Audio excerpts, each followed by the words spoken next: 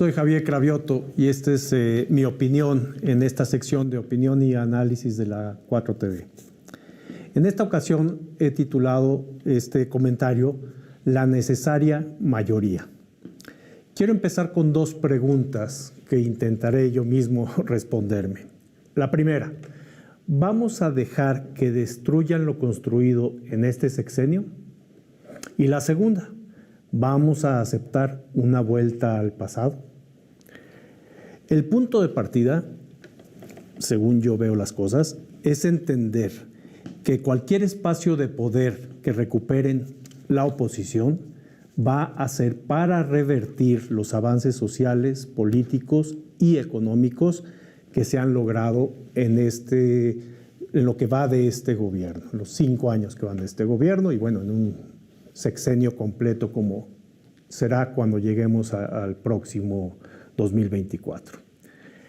Respecto a que si vamos a aceptar una regla, una vuelta al pasado, es la regla fundamental para los que participamos de la 4T, de la forma en que lo hagamos, como ciudadanos que apoyamos el proyecto 4T, es no tener duda alguna de que la amoralidad opositora está presta a saltar el profundo cambio transformador de este primer gobierno antineoliberal. En esta ocasión hablo de una de las tareas urgentes que yo considero por parte del movimiento 4T, una de la que debemos empezar ya a hablar por lo menos, ¿no? Y es la necesidad de construir las mayorías máximas posibles en el Congreso Federal y en los congresos locales para el 2024. Aún no es tiempo de pensar en las elecciones del 2024, ¿o sí? Creo que todos lo hacemos, todos futureamos, es un poco la forma de ser de los mexicanos, ¿no? Pensamos en nuestra historia, pensamos en nuestro pasado y nos lanzamos hacia qué va a pasar más adelante, qué va a pasar en el futuro. Y el presente, bueno, pues a veces en algunos casos que sea lo que Dios quiera, ¿no? Nos enfocamos mucho en el pasado y futureamos. Muy bien, pues futureamos, ¿no? El 2024 va a pasar por varios momentos, se va a construir por varios momentos, que cada uno de ellos representará un punto de inflexión. Por una parte, hay una forma para elegir candidatos. Ese momento es el partido Morena, quien dirá cuál es la forma de elegir a esos candidatos. Hoy lo sabemos, son encuestas, etcétera. Hay un procedimiento. Más allá de que a unos no les guste, a que unos se quejen, lo que sea, tenemos formalizado en nuestros documentos de trabajo, en nuestros documentos de partido, una forma de llegar a ese punto. Muy bien. Una vez que sabemos cómo se va a elegir el candidato, pues las encuestas van a decir quién es la candidata o quién es el candidato próximo. Y los ciudadanos que participamos en la 4T tenemos que aupar en concurrencia todos, casi que por una necesidad existencial de sobrevivencia del proyecto, a ese quién. Tiene que ser así, porque si no lo hacemos, si nos dividimos, si pensamos es que si es él, yo sí, o yo no, si es ella, yo sí o yo no. Si jugamos con esas tonterías, nos vamos a llevar un fuerte descalabro. Tenemos que ir en grupo, tenemos que ir unidos a ese momento. Ahora, una vez que ratifiquemos en el cargo presidencial a la candidata o al candidato y sea nuestro próximo presidente, ¿qué sigue? ¿Que se las arregle como pueda o qué sigue? O sea, ¿ya cumplimos nuestro papel como ciudadanos? A mí en lo personal no me gusta mucho el fútbol, no soy un seguidor del fútbol. Así es que sé que este es de los temas que a lo mejor pues, no le cae muy bien a alguien, pero bueno, si hablamos de los opositores y les decimos cualquier cosa, pues ya, ¿qué más nos puede suceder? Hay un término aprobado por la Academia Española, por la Academia de Lengua Mexicana, que es cruzazulear. Y pues lo siento por los amigos del Cruz Azul, pero el término significa acción de perder un partido luego de tener la victoria prácticamente asegurada. Eso es cruzazulear. Bueno, nosotros en la 4T estamos dispuestos a cruzazulear cuando llegue el próximo gobierno. ¿Queremos un retroceso? Pues yo creo que no. Ya hemos hablado mucho, yo por mi parte así lo he hecho en mis columnas semanales y es tema de mi conversación, hablar de la estulticia opositora, de lo enfermizo de su representación pública, de los valores que dicen defender y que no son otra cosa más que la defensa de sus privilegios mal habidos, muchos de ellos, ¿no? De su clasismo, de la cleptocracia mostrada en las décadas anteriores al sexenio actual, de la cooptación que mantienen en el Poder Judicial y en algunos organismos autónomos, que bueno, habría que revalorar lo que significa autonomía, ¿no? Pero bueno, hablemos ahora de lo que sigue. Yo ya hablé mucho de eso, ahora hay que hablar de lo que sigue, porque como bien decía, como bien escribió Monterroso, el poderoso cuentista hondureño, nacido en Honduras, guatemalteco por nacionalización, mexicano por vivir aquí, Monterroso, escribió su cuento más breve. Cuando despertó, el dinosaurio todavía estaba ahí. No nos podemos dormir pensando que cuando despertemos ya esto se arregló. Este es un trabajo permanente, constante, de lucha, es un tema generacional, así nos tocó. Afortunadamente vivimos uno de los momentos más impresionantes que ha habido en México, después de algunos otros movimientos transformadores, y vamos a avanzar con ello. Pensemos en varias cosas. Una, en este primer gobierno de transformación, la figura más importante del movimiento es quien hoy es presidente. ¿Es una casualidad o es una causalidad? Pero así es, Andrés Manuel López Obrador es la figura más importante del movimiento transformador, de la 4T. Ahora, no hay racimos de figuras que causen tal emoción, popularidad y seguimiento a sus ideas. No las hay. Se cuentan con los dedos de la mano en la historia del mundo, en la historia del mexicano, la aparición de personalidades como la de ese tipo, ¿no? Estos son líderes natos con una clarísima idea del destino nacional y pues se dan a cuentagotas, ¿no? Quien le siga, por lo tanto, en el cargo, no necesariamente va a tener las mismas cualidades. Va a tener otras, sin duda alguna, va a tener otras cualidades. Pero dudo yo que aquellas que permean con una simple palabra o con un gesto una idea trascendental. Así lo hace él.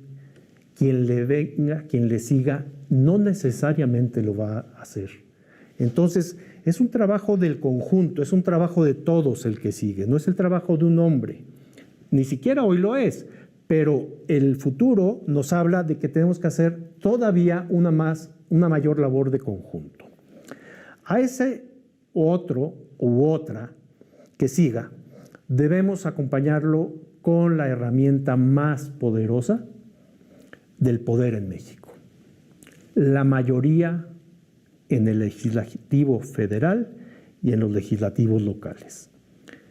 Esta mayoría la dan los votos populares, la dan los ciudadanos, la damos nosotros. Este es el pueblo en acción, el que elige a sus representantes. En ello nos debemos enfocar. Si las cámaras son representación popular, pues que lo sean, que se llenen de representantes verdaderamente populares y que estén dispuestos, y perdón la expresión, a romperse la madre por un proyecto de gobierno sin desviarse, sin querer quedar bien con unos y con otros. Hay cambios que hay que hacer, faltan cosas por hacer. Será finalmente una tarea interminable, ¿no? Pero esos cambios hay que apoyarlos, hay que incidir en ellos, y son los representantes populares en las cámaras de diputados, de senadores y en las cámaras de los congresos locales quienes pueden funcionar en esto. Porque ya sabemos cómo funciona esto, ¿no? Hay minorías con mucho poder, demasiado poder, que tienen la facultad de detener el proceso constitucional de las reformas a la Constitución, ¿no? Así nos pasó con la reforma eléctrica, así nos pasó con la reforma electoral, así cualquier cosa. Si no contamos con mayorías que permitan cambios constitucionales, las tareas se complican, las tareas se dificultan. Necesitamos tener mayoría calificada en las cámaras para avanzar en el proyecto transformador. Se dice fácil, pero pues obviamente no lo es, porque la suma de intereses en contra del cambio intentará frenarlo una y otra vez, como sea, cooptando, comprando diputados, haciendo lo que puedan, haciendo amparos, metiendo problemas legales, haciendo todo lo que esté a su alcance para frenar los intentos de cambiar cuestiones importantes de fondo, como son las que se requieren. Desde que el PRI perdió la mayoría en el Congreso, estamos hablando de 1997, los presidentes posteriores a esa fecha forman mayorías de diferentes formas. Una, por acercamientos ideológicos, es un típico de las votaciones de PRI y PAN, ¿no? Esas son típicas por acercamientos ideológicos. Hay otras por negocios, pues se agrupan ahí los que les conviene hacer tal o cual ley para beneficiar a unos u otros, ¿no? O por delincuencia, se juntan para poder delinquir bajo el amparo de la ley. Historias, pues nos las sabemos todos, ¿no? Así las reformas que se hicieron en el periodo neoliberal, las peñanietistas, por ejemplo, mejor conocidas como la venta del país, se lograron una vez que el PRI y el PAN, ellos sí, unidos ideológicamente, compraron al PRD para tener la suma necesaria, y de ahí todas las votaciones en ese periodo de Peña Nieto, ¿no? Antes de eso, la reforma al Poder Judicial que hizo Ernesto Zedillo y que cambió a la Corte por completo, sacó a todos los ministros de la Corte y nombraron una nueva Suprema Corte de Justicia, la logró con la suma de votos y su mayoría que sí tenía en ese momento en el Senado, ¿no? Entonces, los cambios importantes que pasan por las modificaciones a la Constitución se logran únicamente con votos, con mayorías. Cuando se tienen es más fácil gobernar, cuando no se tienen es difícil, porque hay que hacer compromisos con otros, y eso está muy bien, eso habla de democracia, pero cuando esos otros a todo lo que se les proponga es no importa lo que sea, no importa el beneficio social, no importa el beneficio del país. Si la respuesta va a ser no, pues tenemos que pensar entonces en otra opción, no podemos seguir siendo ingenuos, tenemos que ser un poquito más prácticos y decir, bueno, pues ¿cómo entonces sí le hacemos, ¿no? Desde 1917, fecha de la Constitución que nos rige actualmente, al momento, recientemente, la Constitución ha tenido más de 700 cambios, más de 707 reformas. Antes del periodo neoliberal, tuvo 213 reformas. El resto en pleno neoliberalismo. Y este es un dato muy importante, ¿verdad?, para los palurdos que dicen, es que AMLO quiere cambiar la Constitución, es que AMLO quiere reformar algún artículo de la Constitución. Bueno, por ejemplo, con Carlos Salinas hubo 55 modificaciones, 55 reformas a la Constitución. Y yo no recuerdo lágrimas de los que hoy son opositores y no recuerdo que le dijeran que era un dictador por modificar la Constitución, ¿verdad? Más bien andaban ahí limpiándole el piso para que caminara el señor, ¿no? Con Ernesto Zedillo hubo 77 cambios en la Constitución. Con Vicente Fox, 31 cambios en la Constitución. A lo mejor porque ni siquiera él sabía lo que era la Constitución, entonces pues a lo mejor dejó pasar de muertito. Con Felipe Calderón, 110 reformas a la Constitución. Y con Enrique Peña Nieto, el mayor número en un sexenio de cambios en la Constitución. 155 reformas a la Constitución. Esto es lo que se conoce como el vergonzoso periodo del Pacto por México, aquel pacto que firmó el PRD y el PAN con el PRI. Aquel pacto que hizo que muchas cosas sucedieran al interior de la izquierda mexicana, en donde se separa el movimiento real de izquierda, que es está reflejado principalmente hoy en Morena, de lo que fue el PRD. Las reformas constitucionales que se requieren y que no han podido realizarse y que acaban siendo meras reformas a las leyes secundarias, para las que sí alcanzan los votos en muchas de las ocasiones, estoy hablando de en este sexenio, pues son ocasionadas precisamente por esa falta de números en los votos en la Cámara de Diputados y en la Cámara de Senadores. Es algo tan fácil de explicar en cuanto a que ese es un dato duro. Las reformas a la Constitución se logran con votos en las cámaras. Si no tenemos los votos, no vamos a lograr cambios en la Constitución. De ahí la necesidad de mi premisa de es necesaria la mayoría, es necesario construir las mayorías. Además, México tenemos un sistema federal que los cambios constitucionales, además de los votos en el Congreso Federal y en la Cámara de Senadores, requieren que la mitad de las legislaturas de los estados también los aprueben. Por eso también es importante tener los congresos de los estados con mayorías. Entonces es un trabajo no solo en la parte federal, es un trabajo de todo el país, de todas las localidades, de todos los estados. Afortunadamente, hoy tenemos la gran mayoría de los estados apoyando al movimiento de la 4T. Afortunadamente, la mayoría de los congresos están a favor de la 4T. Pero estamos hablando del 2024, que vienen elecciones también en muchos otros estados, ¿no? La cantidad de reformas que se realizaron en el periodo neoliberal, pues obviamente, por si alguien lo dudaba, al ser promulgadas por gobiernos contrarios ideológicamente al proyecto de país emanado de la Revolución y que se plasmó en la Constitución de 1917, misma Constitución que nació con un claro énfasis en justicia social, pues todas estas reformas que se hicieron afectaron, perjudicaron al país. Se tocó la educación, se tocó la tenencia de la tierra, las condiciones de trabajo, los derechos humanos, los derechos de los pueblos indígenas, el poder judicial.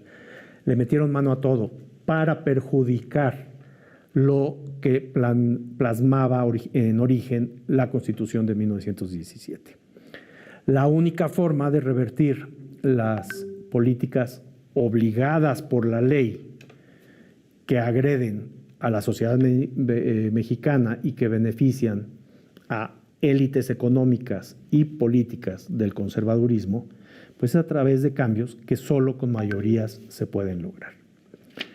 Pensar como muchos ingenuos lo podrían hacer, que hay que dividir el voto. Un voto a quién es para este partido y aquí voy a votar para este otro partido, es más de lo mismo, es una tontería, no le sirve a nadie, es simplemente hacerle una cuesta arriba al próximo gobierno, es dificultarle el camino transformador que va a requerir y va a continuar el gobierno próximo en manos de la 4T. Si hoy el gobierno, con la fortaleza del presidente López Obrador, con la popularidad que tiene, está rodeado de hienas al exterior e incluso algunas al interior que se metieron ahí como caballos de Troya y que tiro por viaje nos tratan de dejar mal y nos bloquean al alcance que tienen de su poder político, nos bloquean la actividad que se busca, pues más importante va a ser para el futuro poder tener esas mayorías necesarias. Si la independencia tuvo su documento, aquel famoso documento de Morelos, de los sentimientos de la nación, la reforma tuvo su documento plasmado en la Constitución de 1857, la Revolución tuvo su documento plasmado en la Constitución de 1917, la Cuarta Transformación, por necesidad, tiene que dejar su huella en las leyes y concretamente en la ley de leyes, en la Constitución. Para ello se requiere mayoría. si nosotros pensamos en el escenario con el que se construyeron mayorías en el periodo neoliberal, en donde se ponían de acuerdo por unas razones o por otras, no se puede. Ya sabemos que no se puede. Los opositores no van a apoyar, como no lo han hecho, nada que se proponga en la 4T, que proponga nuestros diputados y senadores, que proponga el presidente López Obrador. Ellos, su respuesta en automático es no. ¿Por qué? Porque no. Para combatir eso, tenemos que construir las necesarias mayorías. A eso nos debemos enfocar en los próximos meses. Buscar los candidatos adecuados, buscar los candidatos populares, hacer bien nuestras cuentas y no dividir los votos. De eso quería hablar del día de hoy. Muchas gracias.